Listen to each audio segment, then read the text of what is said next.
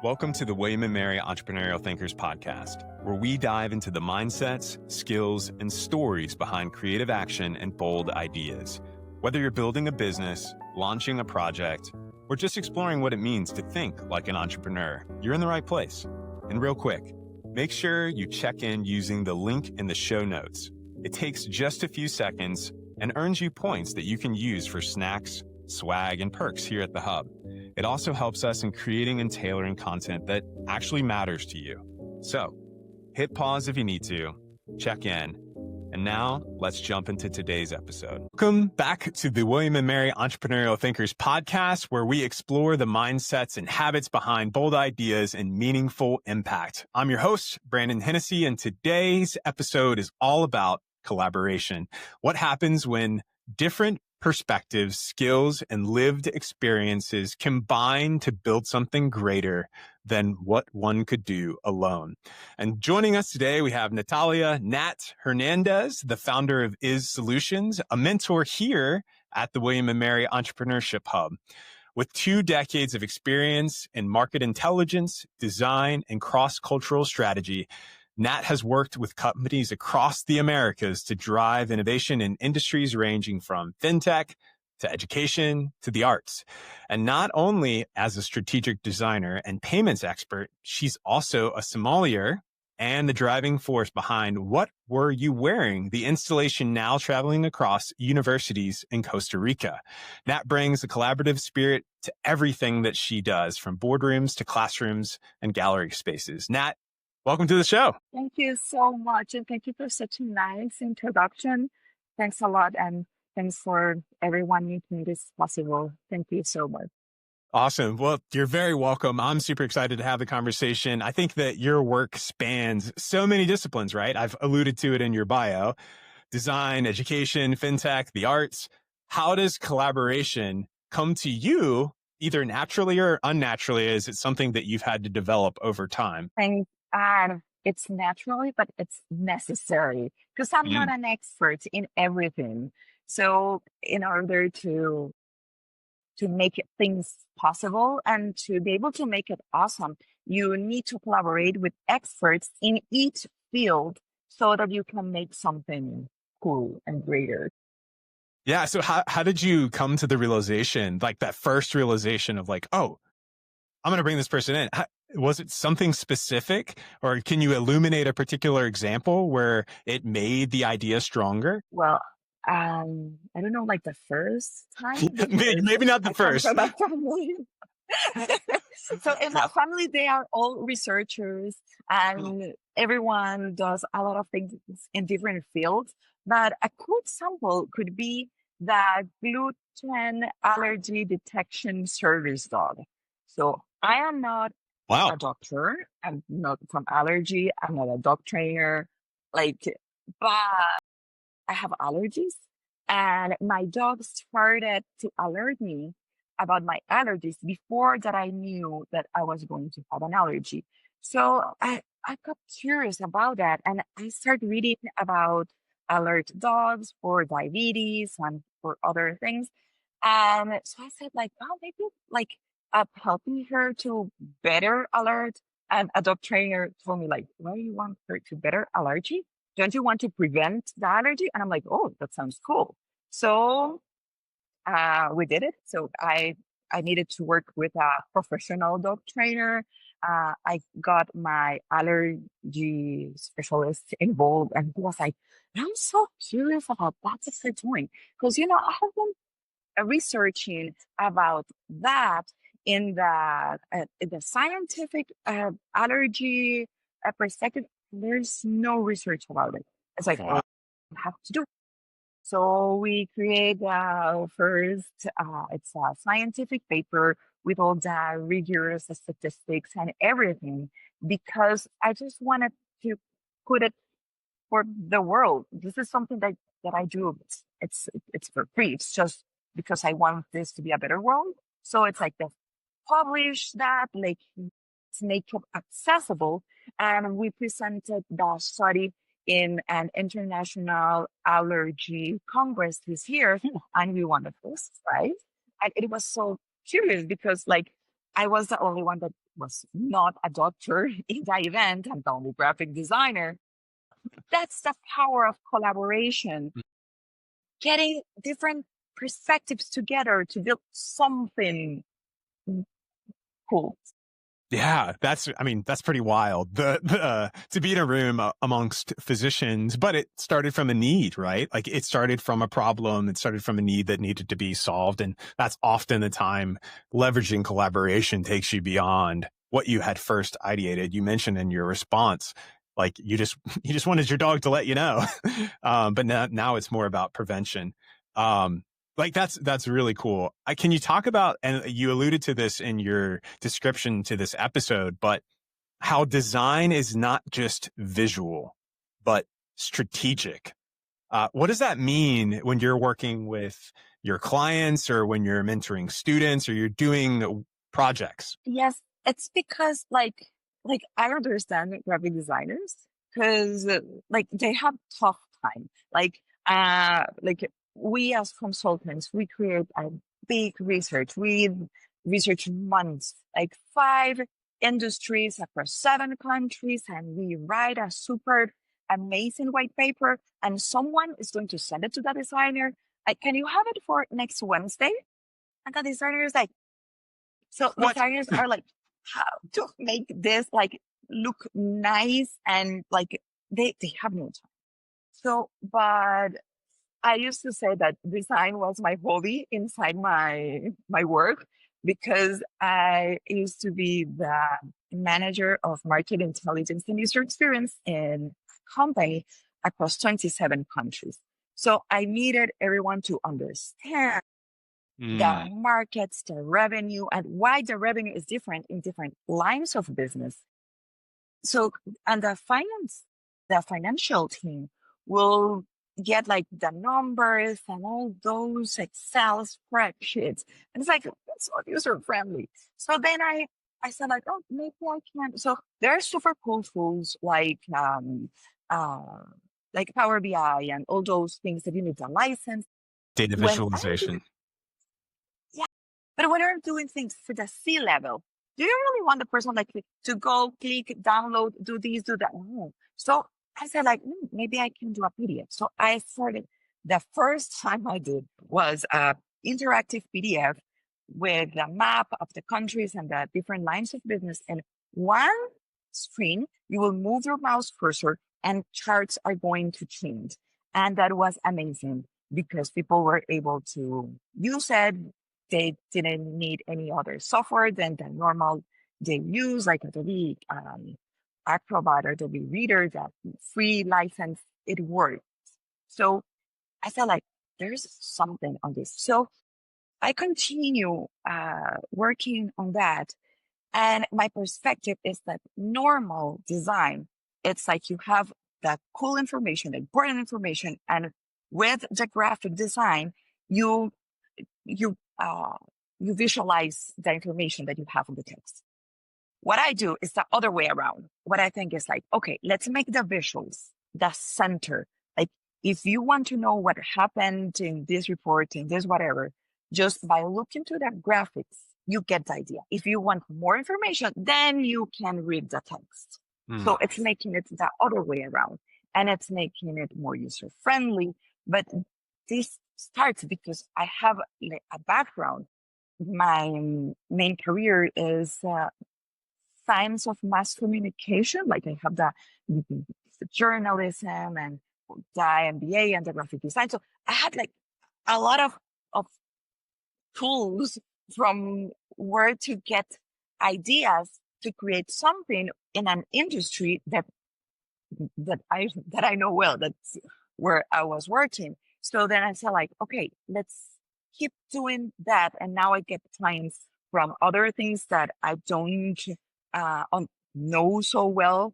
But then I will do the research. I will read the whole thing and I will ask a lot of questions, because I think like my goal is to make people life easier. Like, you don't have to read like all that text. No one has time for that. Okay, let's make the visuals to make it easy.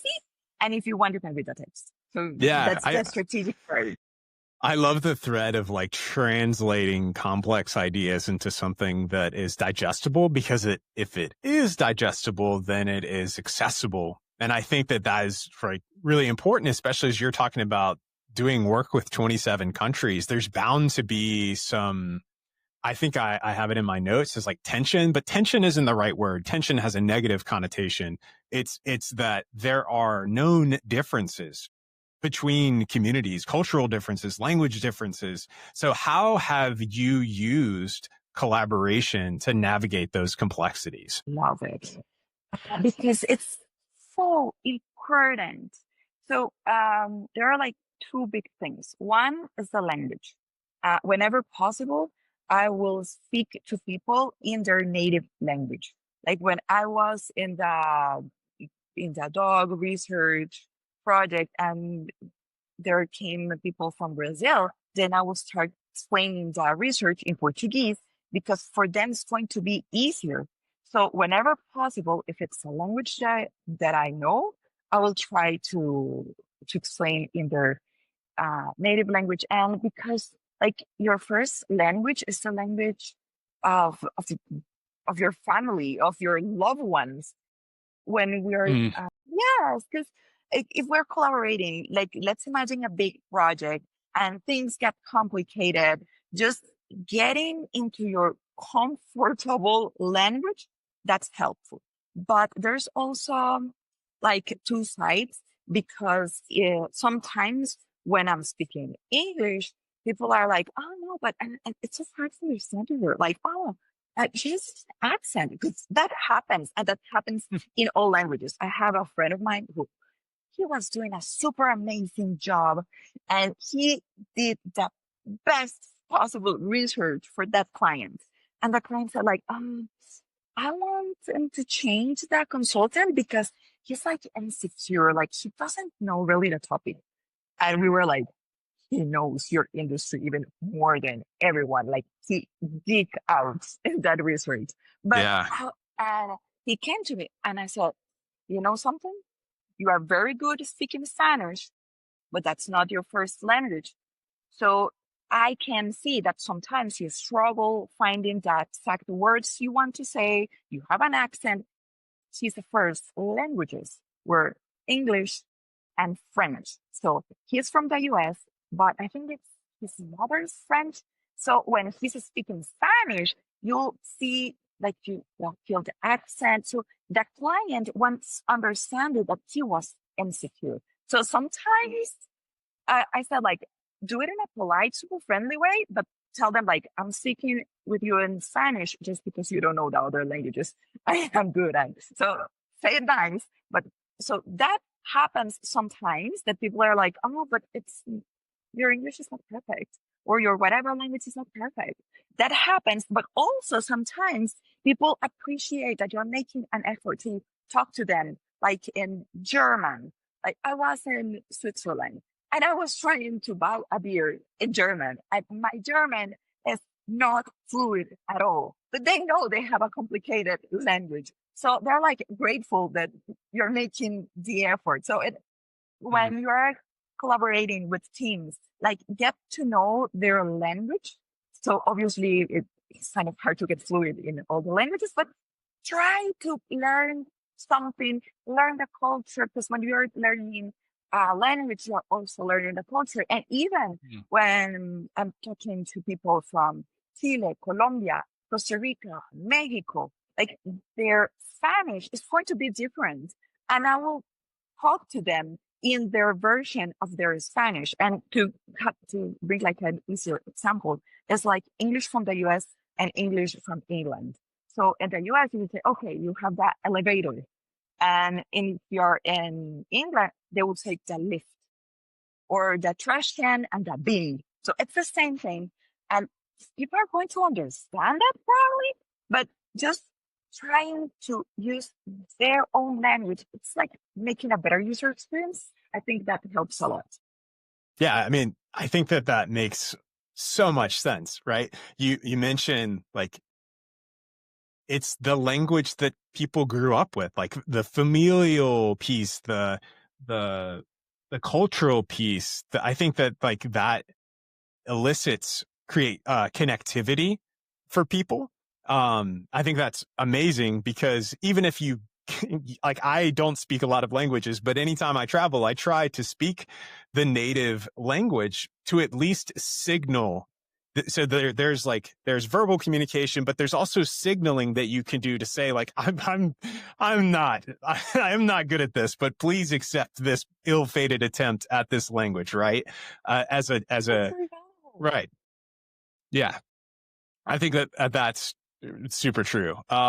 So going more to your recent work on some initiatives, like the recent expansion of what were you wearing, which is the installation that's happening right now in Costa Rica. Like what inspired you to take this on, and like how did collaboration play into its success? It's amazing. So I'm not an expert in gender studies. I'm not a psychologist.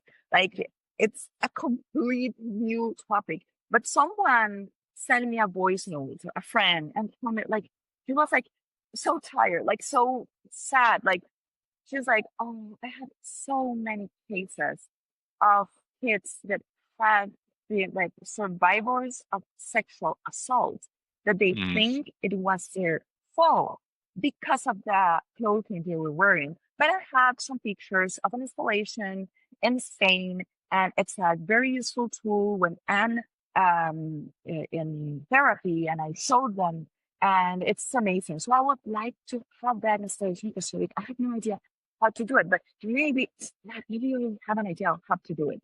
And I'm like, oh my God, this is important. Like, girls It's are a very important topic. because it's like, okay. So I started searching, and then I found that the installation has been in Costa Rica in 2018 by the Embassy of Spain in the Cultural Center.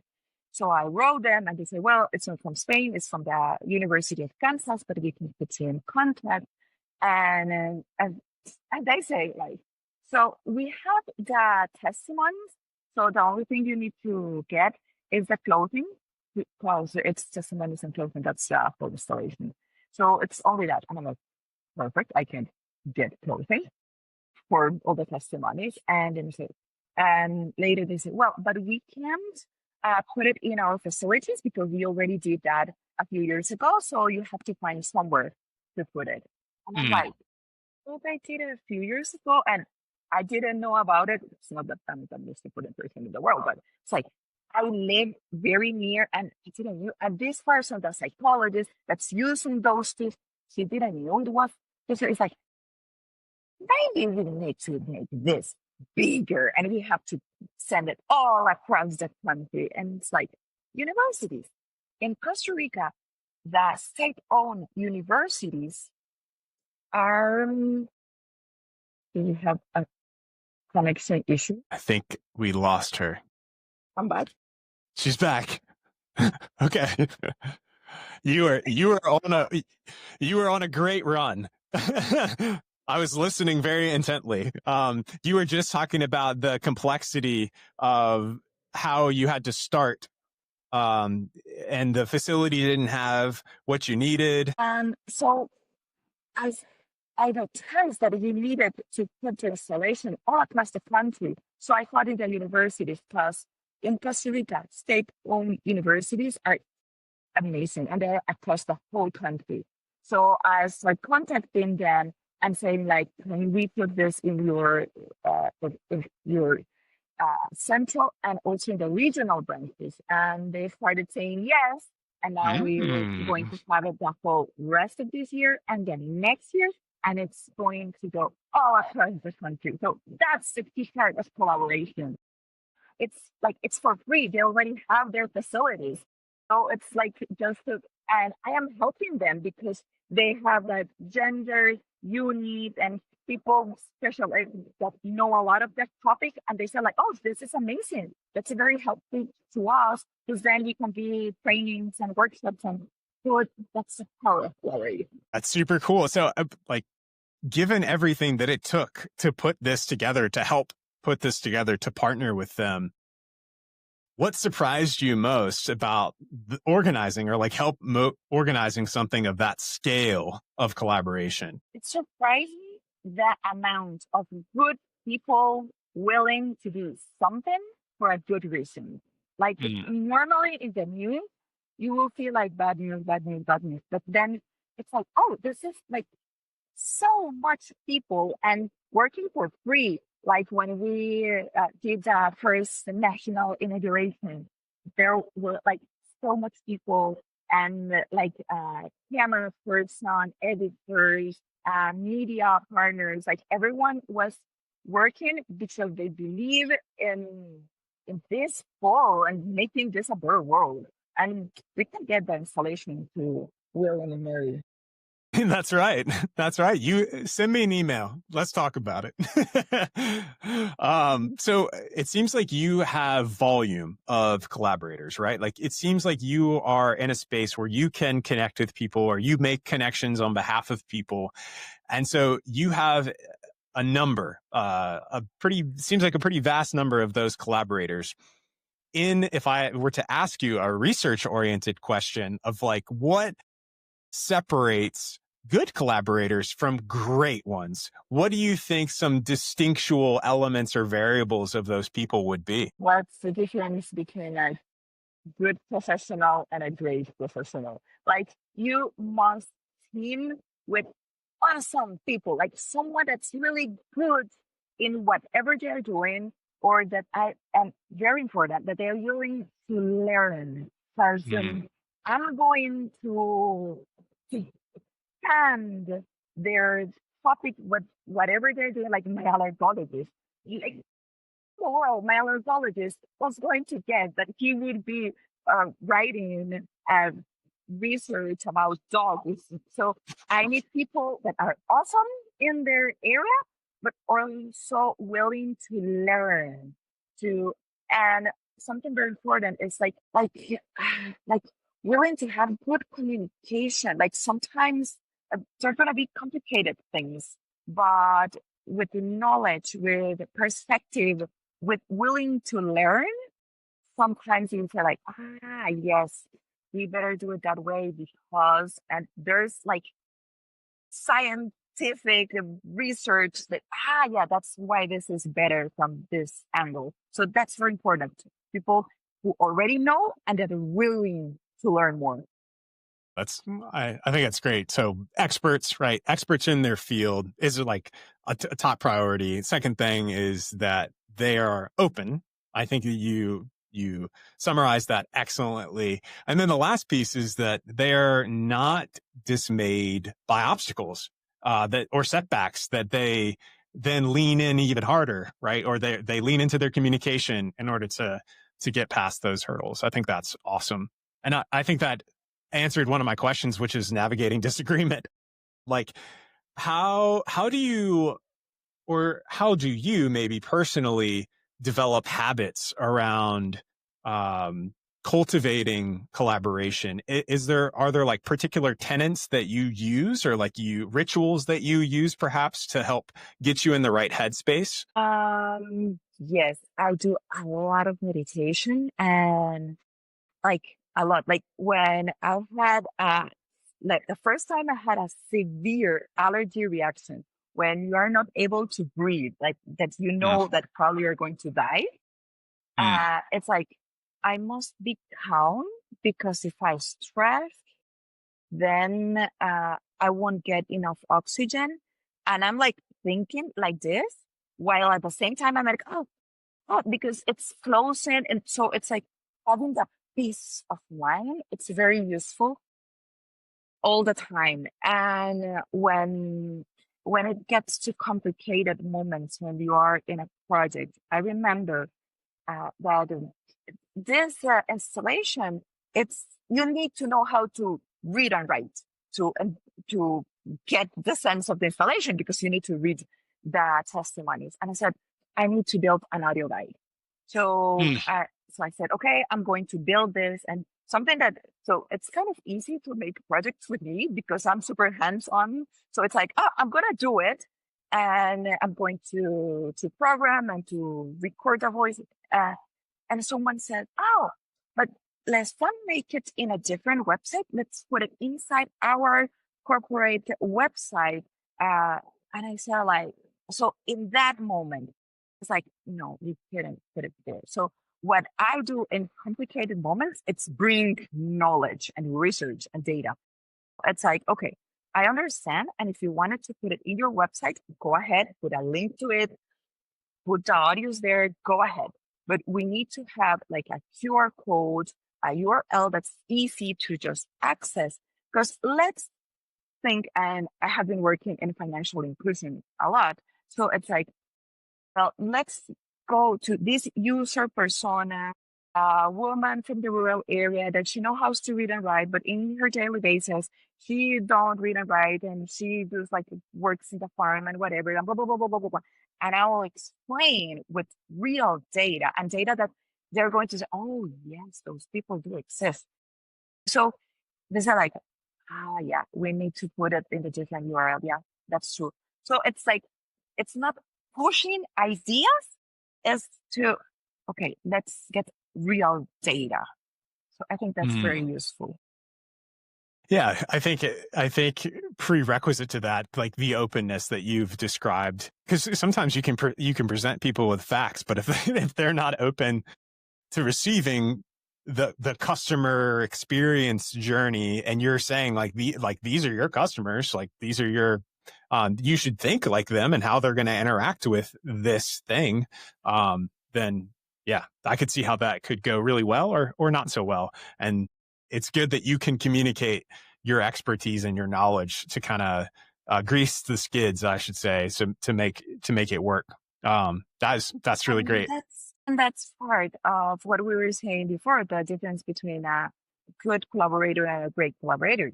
If you're not willing to understand, not even with data, what are we doing here? Or maybe the person brings another data of something amazing and we can get like a bigger, creative, different idea. But if it's like, no, I don't,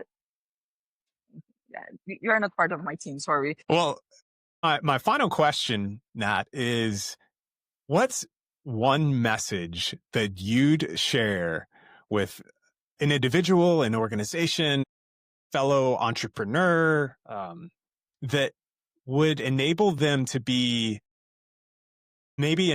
open up more to the ideas of others? Like, what would you want to say to those listeners? Be willing to learn.